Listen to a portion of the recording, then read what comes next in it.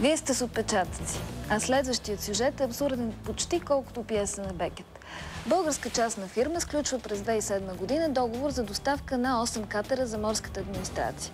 Изпълнява поръчката, но повече от година не успява да си прибере от държавата цялата сума по договор. Повече от 12 месеца собствениците се опитват да пробият административното мълчание. Заради размотаването, българският съдружник е даден под съд от външния си партньор и след като молби, прошения, тъжби и увещания остават без последствия, изпълнителният директор Росен Маринов пише гигантско писмо на 3 билборда срещу сградата на Министерски съвет с адресат вице-премиера Плугчиева и замминистрите на финансите Ананиев и Ивановски. Светкавично е привикан в националното следствие, там го посъветвали да си мълчи, поне не е арестуван. Затова днес е мой гост. Здравейте! Вие изобретихте един нов език с властта.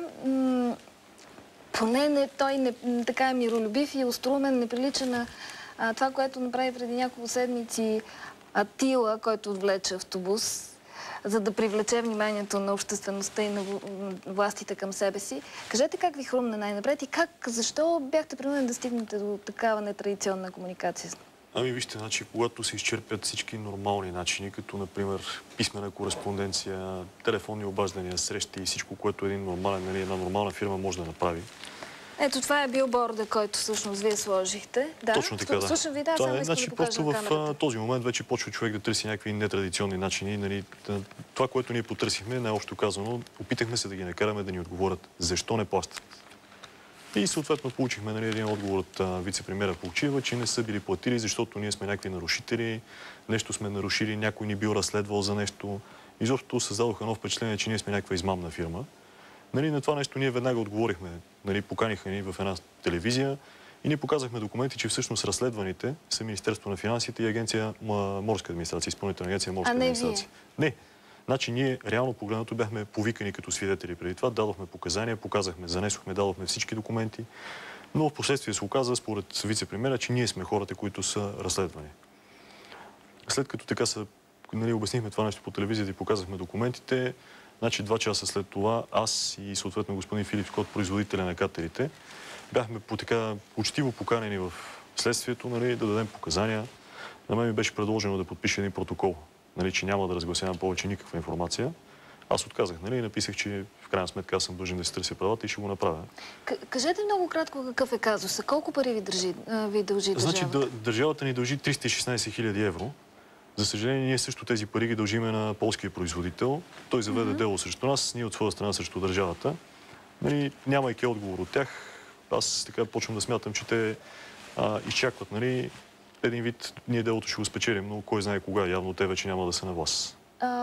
Това не е първият случай, в който имате подобни проблеми под държавни поръчки? Имахме подобни проблеми по една друга поръчка. Отказаха да приемат доставка на едни 6 тиля, които бяха поръчали 6 мобилни лаборатории. Само че на нас по договор мястото на доставка не беше Света неделя, ние го изпълнихме буквално. Закарахме 6 тиля. Закарахте ги там и ги оставихте там. И ги оставихме, за да ги накараме да ги приемат. Какво се случи?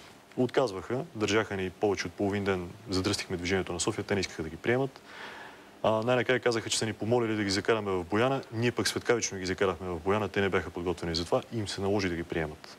За съжаление, оказва се, че когато човек иска да си изпълни задълженията, трябва да търси подкрепа. Единствената подкрепа, която ние намерихме от медиите.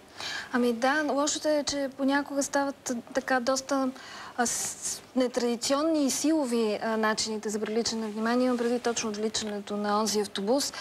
Кой е персонално отговорен за всичкото това забавяне и размотаване и прекъснатата комуникация?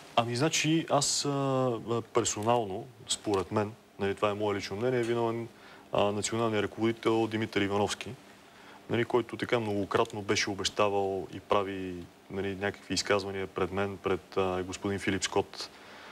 Беше му се обаждал по телефона. Това е всичко, което може да докажем с разпечатки по всякакъв начин. Сега те си прехвърлят вътрешно топката. Имахме предложение от Кирил Ананиев, съответно за споразумение да ни платят и така нататък. После ни казаха пък, че нямали пари. Министерството на финансите нямало пари. Ние писахме до вице-премиера Плугчиева, много писма изписахме, отговор не получихме от нея. Ще продължите ли битката? По всякакъв начин. Въпреки, че ви така са ви посъветвали да мълчите. Ами вижте, ние ако млъкнем, това значи, че те са спечелили и ние трябва да се откажем от парите, а ние това няма да го направим. Просто за мен това не е правилно. Благодаря ви много. И така, чухте как един редови бизнесмен и данъкоплатец може да бъде изобретателен в общуването с държавата, когато тя се разсейва за парите, които му дължи.